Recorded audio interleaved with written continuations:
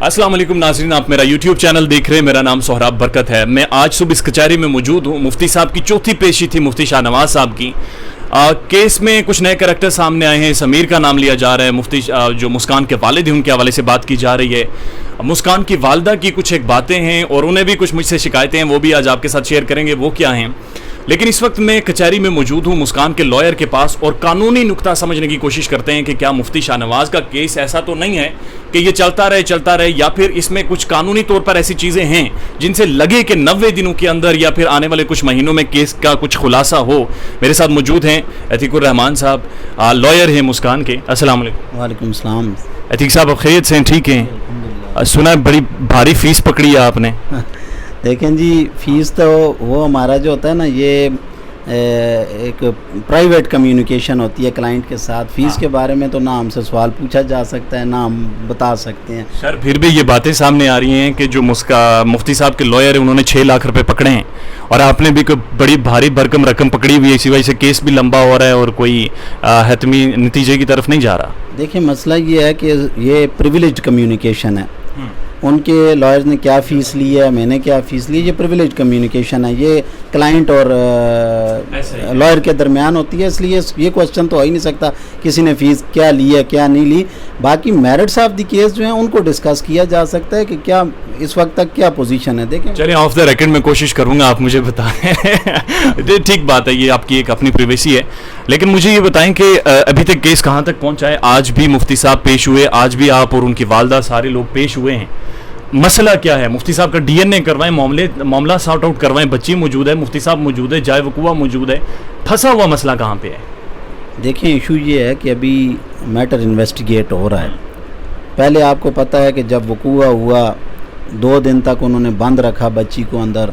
बच्ची जब आई घर पे और वो बताने की पोजीशन में नहीं थी, जब उसने माँ को स्टोरी सुनाई, फिर माँ ने सोचा कि अब क्या करें कि जी अगर थाने जाऊँ पता नहीं वहाँ से रिलीफ मिलता है नहीं मिलता।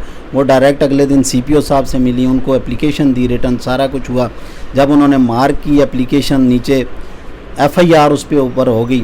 FIR होने के बाद अब मेडिकल करवाने के लिए जब पुलिस लेके जाती है तो वहाँ पे जब पहुँचे तो पता चला डॉक्टर साहबा ने कहा कि मैं इसको टेकअप नहीं कर सकती मेडिकल को, क्योंकि जब तक मुझे मैजिस्ट्रेट परमिशन ना दे। 24 आवर्स से ऊपर हो गया टाइम। विद इन 24 आवर्स अगर वो बच्ची को लेके चले जाते तो वहाँ पर वो कर सकती थी। अब चूँकि 2 दिन उन्होंने बंद रखा, एक दिन पुलिस ने जब CPO साहब ने FIR का जो मार्क की एप्लीकेशन नीचे मुतलका थाने को वो आते करते लेके गए तो 4 दिन गुजर चुके थे। फिर उन्होंने कहा कि आप जाएँ और जाकर मैजिस्ट्रेट से परमिशन लेके आएँ। डॉक्टर ने कहा, जब मेडिकल ऑफिसर की इस राय के ऊपर वो आए, उन्होंने परमिशन ली कोर्ट से, फिर गए, फिर मेडिकल कंडक्ट हुआ और इनिशियल मेडिकल के अंदर ये चीज़ हो गई है कि बच्ची के साथ रेप हुआ है।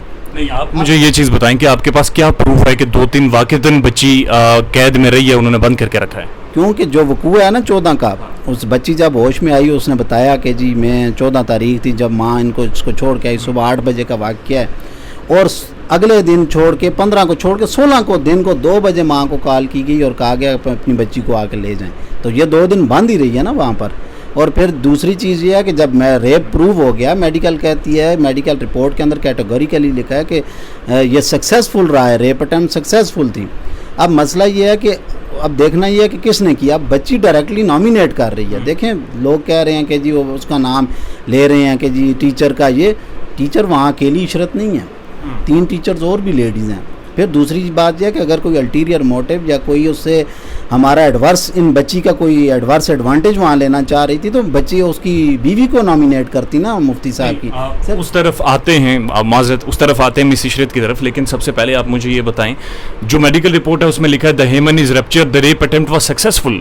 मेडिकल ऑफिसर ये कह रहा है, गायनेकोलॉजिस्ट ये कह रही है नो सिम्टम्स, नो ब्लीडिंग और नो डिस्चार्ज। ये तजाद नहीं है दोनों रिपोर्ट्स में? देखिए, मसला ये है कि जी ये मेडिकल एक्सपर्ट आपको इस बारे में कंप्लीट ब्रीफ कर सकते हैं, लेकिन ठीक साहब मैंने राय ली है इस पर, उसके बाद आपसे ये बात कर। मैं लीगल पॉइंट आपको बताता हूँ इसका। देखें, अगर उन्होंने कहा है कि जी हाइमन रैप्चर्ड है, आप अगर 375 PPC को पढ़ लें तो उसके अंदर रेप को डिफ़ाइन किया गया। उसकी एक्सप्लेनेशन में ये लिखा गया है कि खाली पेनिट्रेशन ही जो है ना वो रेप को प्रूव करती है। पेनिट्रेशन ही। ब्लीडिंग का जहाँ तक ताल्लुक है, अब 4 दिन गुजर जाने के बाद ब्लीडिंग मौजूद रहती है, नहीं रह सकती। یہ چیز دیکھنی ہے نا آپ نے کہ 4 دن گزر گئے تو اس وقت بلیڈنگ ہوتی ہے، جو کہہ رہے ہیں کہ بلیڈنگ نہیں ہے، یہ ویک ان کے گراؤنڈز ہیں، ان پر ان کو ریلیف ملنا بھی نہیں ہے، جو میں میرا ایک لا کے اسٹوڈنٹ کی حیثیت سے میں آپ کو بتا رہا ہوں۔ یہ ساری چیزیں میڈیکلی ایگزامن ہو کے گائنی ڈپارٹمنٹ نے کہا ہے کہ جی ریپ ہوا ہے۔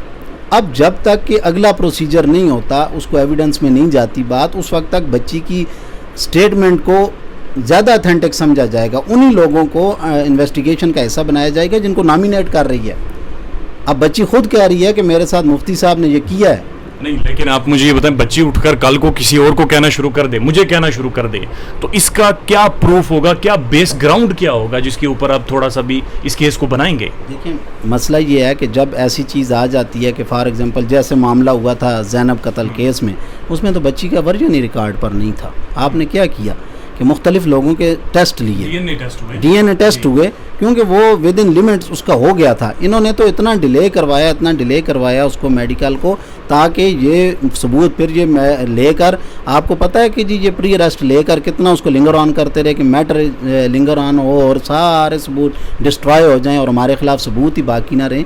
وہ تو ڈی این اے رپورٹ سے ثابت ہو گیا۔ باقی اگر اس پر سپریم کورٹ کا واضح ورژن ہے کہ اگر ڈی این اے ٹیسٹ نہیں ہو سکتا کسی وجہ سے، تو اگر ادروائز ریپ پروو ہے تو اس کا یہ مطلب نہیں ہے کہ ملزم کو چھوڑ دیں، سزا دیں، دی ہیں سزائیں عدالتوں نے۔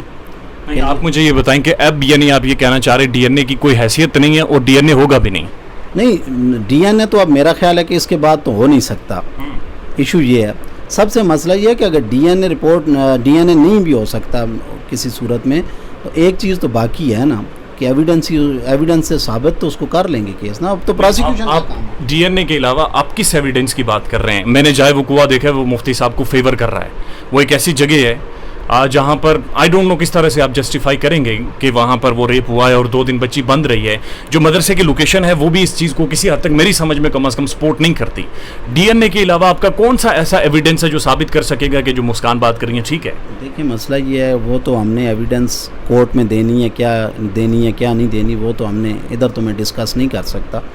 وہ تو ہماری چیزیں ہیں کہ ہم نے کیا ثابت کرنا ہے، کہاں ثابت۔ جو بات آپ کہہ رہے ہیں کہ جی مجھے وہ جائے وقوع دکھایا گیا، کیا پتہ جو جگہ آپ کو دکھائی گئی ہو وہ نہ ہو، کیونکہ آپ کے پاس مسکان تو نہیں تھی کہ جس نے کیا ہو اس کو کہ جی یہی ایریا ہے جی جو آپ کو دکھا رہے ہیں، تو لہٰذا اس پہ ریلائی نہیں کیا جا سکتا اس بات پہ۔ وہ ان کا ورژن ہے، وہ اپنے آپ کو کسی صورت میں اس سے نکالنے کی کوشش کریں گے، لیکن ہم کس طرح اس چیز کو اگنور کر دیں کہ اتنے سال کی عمر کی بچی کے ساتھ یہ ہوا ہے اور پھر رو کے اس بندے کا نام لے رہی ہے، پھر اوروں کا نام کیوں نہیں لیتی؟ بات تو سوچنے والی یہ ہے۔ تو اصل سوال ہے کہ اوروں کا نام کیوں نہیں لیتی، مفتی صاحب کا کیوں لے رہی ہے؟